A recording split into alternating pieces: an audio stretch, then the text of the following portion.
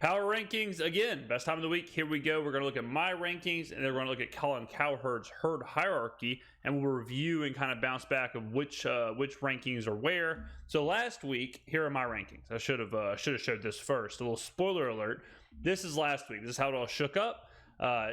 Eagles have been number one basically all year. KC's been 2. Minnesota snuck in there at 3.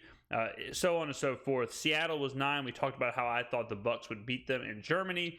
What a surprise. I was right. Here are this week's. Now, obviously, a lot of shaking happening at the top. So the Eagles finally go down. They lose to Washington. The Eagles, weird performance. Weird performance because Washington kind of dominated the game. And by kind of, I mean a lot. At one point, it was like 30 minutes of time of possession to 6. But on the other token, it's like, well, how the hell was Philly in the game? Philly was in the game. They scored 14 points with 6 minutes of time of possession. That's crazy. Now, I'm not going to downgrade somebody for one loss after being undefeated for most of the season / all of the season. So it's not that big of a deal. Right? Now, it is... They are losing kind of that armor. They are losing that luster of like, is this a generationally or historically good team? Maybe not, right? Maybe they're closer to where they should be, which is with the top of the NFC. I think they are closer to that Minnesota, San Francisco kind of breadth than previously. So I think they will sit there. Now, another huge game was the Minnesota-Buffalo game. This game was insane. I mean, this game was crazy. One of the greatest regular season games I've ever watched. Certainly one of the craziest, with Buffalo messing up the kneel down, fumbling it in the end zone, Minnesota getting the ball back. Then they're being, it was just nuts. Buffalo's got real issues. We've been kind of down on Buffalo. Last week we had them at 5. Now we dropped them to 7. I know you're probably thinking, oh, but Josh Allen, oh, I heard they're the best team ever. Oh, this. Here's the reality, ladies and gentlemen. They're 3rd in their division, okay? They're 3rd in their division, and I saw a stat. I don't know if they've scored a touchdown in the second half in the last, however many games. I should have looked at the stat before this. But they are, historically bad in the second half right now. It's just field goal, field goal, field goal. They're just not scoring. They're not doing anything. Fun fact, Josh Allen leads the NFL in interceptions. He's not playing at an MVP level. And the whole team is built around him. So if the whole team is built around him playing at an MVP level, that ain't good. Because he ain't. So I dropped them again. I dropped them to 7. They have a game, Cleveland this week. It's a weird game. It was going to be in a snowmageddon or the worst snowstorm in American history. It's now moved to Detroit. You would think that's going to highly favor Buffalo playing inside of that track. So we'll see what happens there. The rest of let's look at the rest here. So the Miami had a big jump up. I just love the Dolphins. I love the way they play. Honestly, their offense is just so good that if they get anything out of their defense, they're just going to be there. And I really moved them up because now they have that track to host playoff games. They have that track to win the division. They are winning the AFC East if the season ended right now. The Jets would be 2nd and the Bills would be 3rd. If you have to go to Miami in the playoffs and they can run their offense without worrying about the blizzards or the wind or whatever, that ain't good. So I have them at 4 because of where they're sitting in the division. That is a huge thing. Buffalo is the opposite. Buffalo wants the cold. Buffalo wants to play in front of their home fans. If they have to go down to Miami again, I kind of like Miami. The rest of the top 10, Baltimore stays relatively the same. The Cowboys have a big drop. I dropped them because I had them so high because of their defense, right? I had them so high because their defense was so good. But if Buffalo's defense is, if Dallas's defense they're not going to be the best defense in the NFL, Dallas isn't that great of a team. You can't give up that lead in Green Bay. You can't score 28 points on the road and lose if your defense is supposed to be that good. Obviously, the Seahawks drop out after their loss. I still think Seattle's a playoff team, but they're not a top 10 team. Tennessee, full marks. They absolutely should have lost the game against Denver. They had no reason to win that game. Denver coming off of a bye. Tennessee played 90 plays against the Chiefs. Tennessee had a ton of people hurt, and they hold Denver to 10 points, scoreless in the second half, and win that game. Mike Vrabel, one hell of a coach. In about an hour and a half, they play Green Bay on a short week, so we'll see what Tennessee does. But my God, he's not going to win it. He won it last year, but Mike Vrabel should be in the talks for Coach of the Year for sure. Number 10. I think Tennessee's the best coach team in the league. I just said, guys, I mean,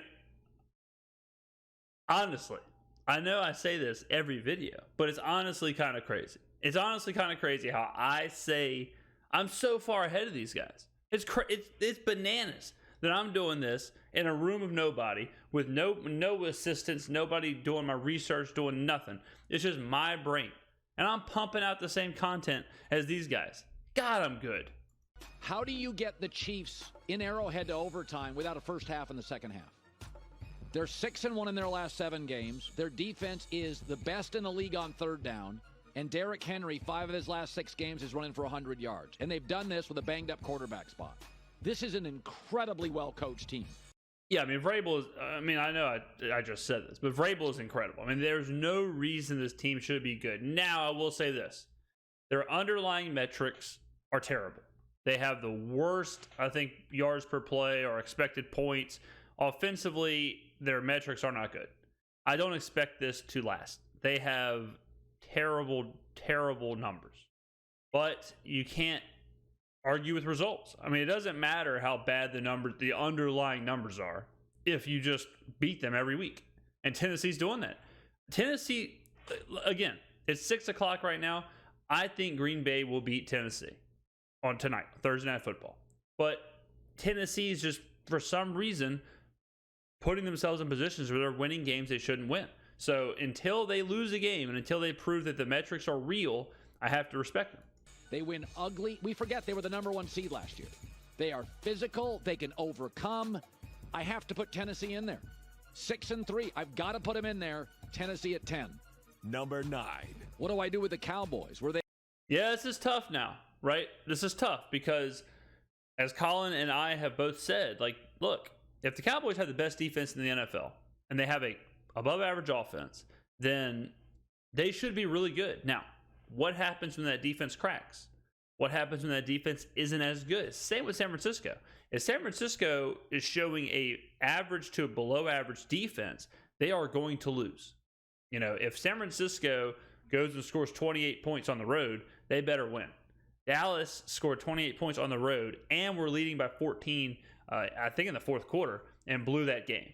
So it's one of those things where when your best weapon is working, great. When it's not working, then what are you? They exposed? Well, they had 4 penalties on 15 snaps in overtime. Welcome to their reality. They are great at getting to the quarterback and creating pressure. But, and this has to be said, Dak has been atrocious on 3rd and 4th down throws this year. They're not a good situational football team. I don't believe you can win multiple playoff games if you're not great. Yeah, I mean, again, like in order for them to win multiple playoff games, or let's just start at 1 because Dallas never wins playoff games. In order for them to win a playoff game, they are going to have to be elite defensively. 100%. Because they cannot coach themselves to it. They're the opposite of Tennessee. They have Mike McCarthy and Kellen Moore. Offensively, they're not built to win in a shootout.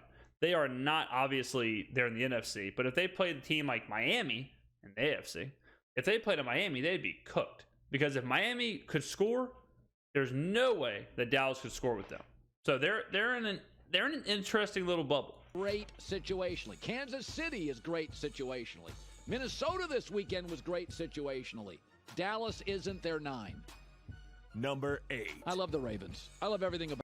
I have them a little higher. I love the Ravens. I think they're really good. They're a sneaky contender. I think I've said this before, but if I was buying stock to win the Super Bowl and a team that currently is not exactly like a public favorite team, like you hear a lot about Miami, you hear a lot about Kansas City, you hear a lot about San Francisco, Philadelphia, I would be buying stock in the Ravens. About them. They drive me nuts. Only team in the league to lead by 10-plus points in every game. 8 straight games with at least 150 yards rushing. That hasn't been done since the mid-'80s. They're like Philadelphia, but they've sustained it for years and years. Nah, Philly's better. I mean, let's not get crazy here. Philly's better. Baltimore may have like they're different than Philly, but Philly's definitely better. Lamar's a playmaker. They're getting a little healthier, but they've had key injuries. Gus Edwards, Mark Andrews, Rashad Bateman. Yeah. They're perpetually banged up. But in big games, Lamar and John Harbaugh win a lot of them, and I've got them at 8. Number 7. Buffalo. Listen, we Nailed that one. We had him at 7 or 2, I believe. Yeah, I mean, look, I'm kind of worried about Buffalo. I'm not going to lie. I'm worried about Buffalo for a lot of reasons because of how they're playing, but also now their track. Also now the fact that they're losing the division, that they're losing home field. All this stuff. When Buffalo is good, they're good, but they have a floor. They can stumble. They can have these kind of games where look. If you're Josh Allen and you're the MVP and you're the best player in football, you can't do that. You can't fumble the snap or however you want to phrase it on basically a kneel down. All he had to do was get the snap and go forward. That's it. He's making way too many turnovers. Like I said, he leads the league in interceptions. I mean, I just need to see more. I need to see more from him. I need to see this team be able to win games where he struggles. I mean, right now, they're just not it. They are being propped up by pedigree alone, by reputation alone. If this was any other team, I mean, 7's fair, but if this was any other team, they may not even be in the top 10. like them. They're the knockout artist without a jab and movement. They're a flawed team. Josh Allen leads the NFL with 10 picks and 3 in the red zone. And I think Brian Daboll leaving, this is not Kansas City's offense where they can move off offensive coordinators and you don't really notice. Brian Daboll leaving, this team's not as good in the second half offensively. They're not as good in the red zone. And that's actually a good point. I haven't mentioned that. I'll give Colin that. Daboll, I think we can all agree Daboll's a really good head coach. And Daboll had this offense humming for the last couple of years. Him leaving is a bigger deal, I think, than people are making it out to be. Because, when you take away the captain, you take away the person kind of orchestrating the whole thing, and you have someone as volatile as Josh Allen can be, and on that precipice of being the best player in the NFL, and a team that has aspirations of going to the Super Bowl, that is a huge deal. I mean, Kansas City, if they lost Andy Reid, that would be enormous, So maybe the Daboll exit isn't getting as much credit as it should. The last 3 games for Josh Allen, he's not accurate. He's completing 58% of his he's been throws. terrible. So again, I always use Mike Tyson, the great fighter, with no. I'll tell you this too. Josh Allen, he ain't the MVP.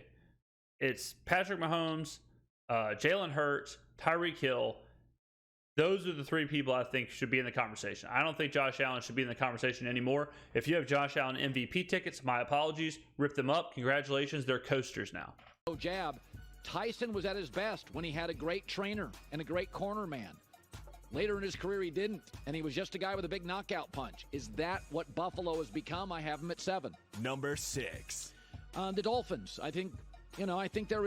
I will admit, I am high on the Dolphins. I'm high on Miami, but it's because they're leading the division. It's because they're winning the division.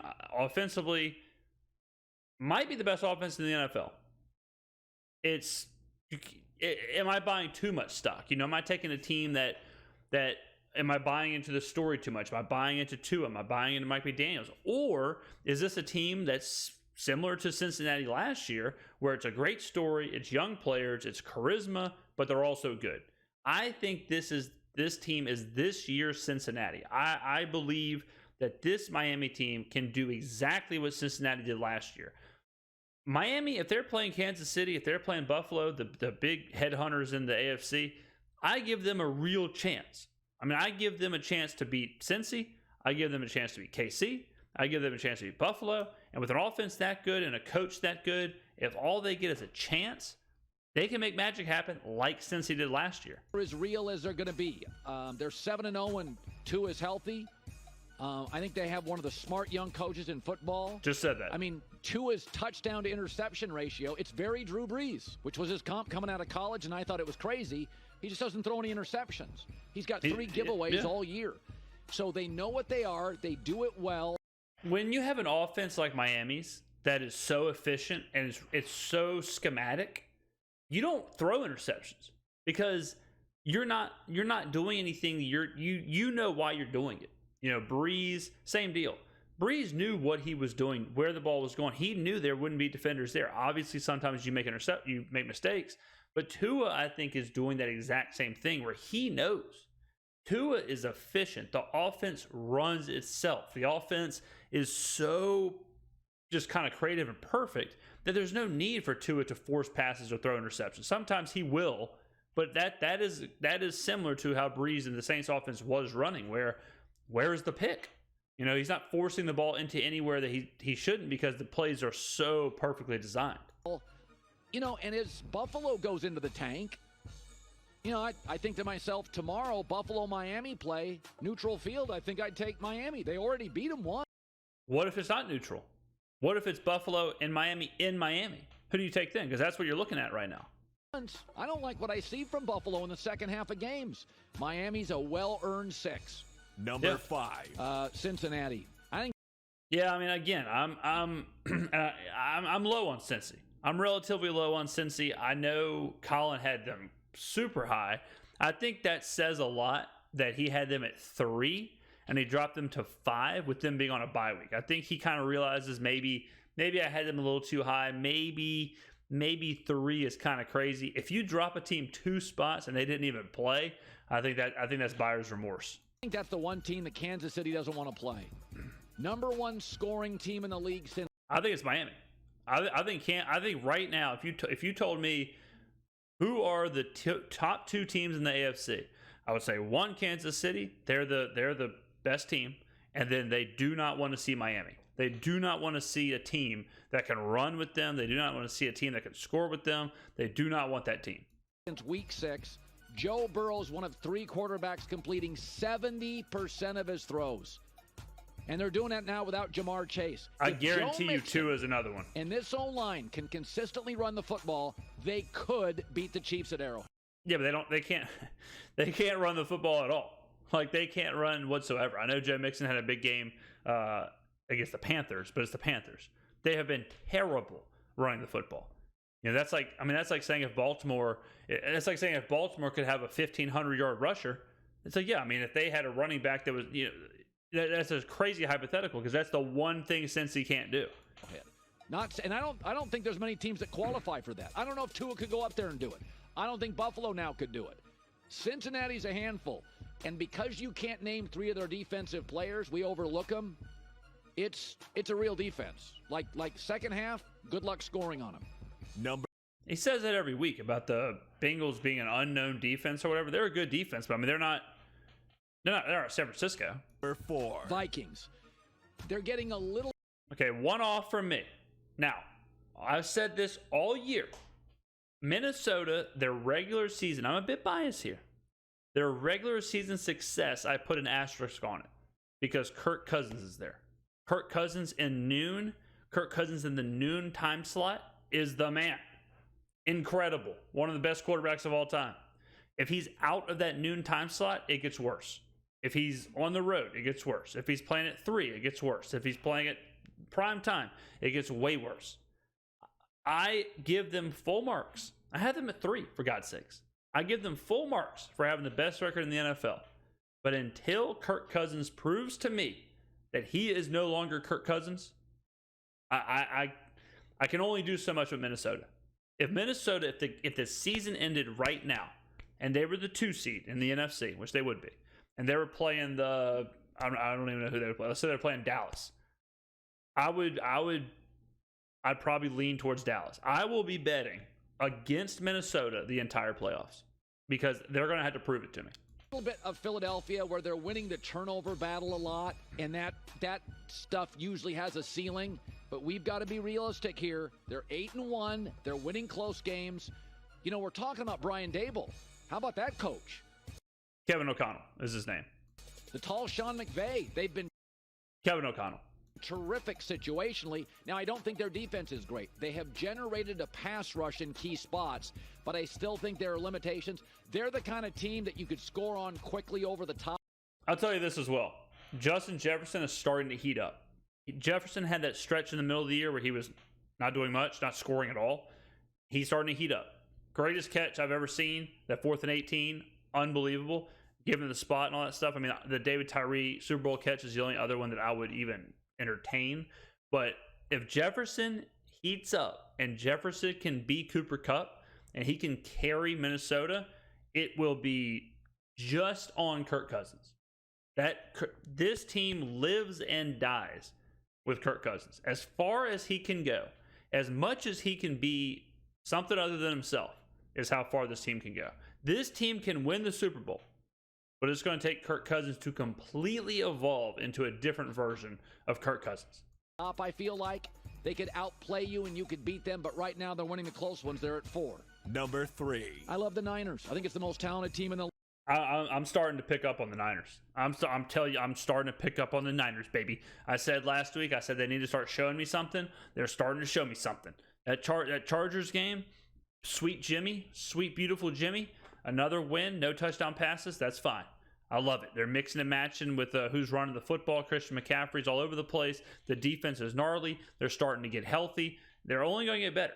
They're like gumbo. They're only going to get better the longer they're together. Because as Christian McCaffrey gets more involved, they get more creative, they get more packages, they get more plays. As Debo figures it out, playing with McCaffrey and co. As Jimmy knocks off the rust from not having a training camp and being exiled from practice. As all that happens, as they get healthy defensively, as all that happens, San Francisco is going to be nasty. They got a lot of winnable games. They're 5-4 right now. The wins are coming. The wins are coming. This is not a team you want to play in the playoffs. I love the Niners. Great spot. I'm just going to continually keep moving them up until they lose. They play Arizona this week. They're like 8-point favorites. They should slap up Arizona, and then we're going to keep pushing them up the list. League. Number 1 total defense, number 2 in yardage differential, held each of their last 2 opponents scoreless in the second half.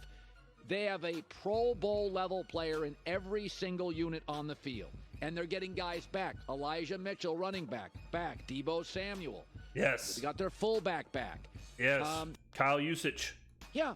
I mean, Jimmy Garoppolo is not the kind of guy that's going to bring you back from 17 down, but they have not lost a game when he hasn't had a pick. Yes. There is a way they have to play to win, but physically, they're really good. I got them at 3. Number 2. Philadelphia at 2. I don't feel different about.